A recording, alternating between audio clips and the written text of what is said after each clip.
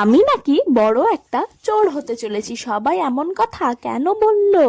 তো hello friends, দেখো আমি নিয়ে চলে এসেছি নতুন একটা চুরির ব্লগ। দেখো গাছের মধ্যে কত বড় বড় পাতাযুক্ত মানি প্ল্যান্ট গাছ হয়ে রয়েছে আর নিচে একদম বিছিয়ে রয়েছে, তাই আমি ঝটপট একদম দেরি না করে নেমে পড়েছি মানি প্ল্যান্টগুলো চুরি করতে।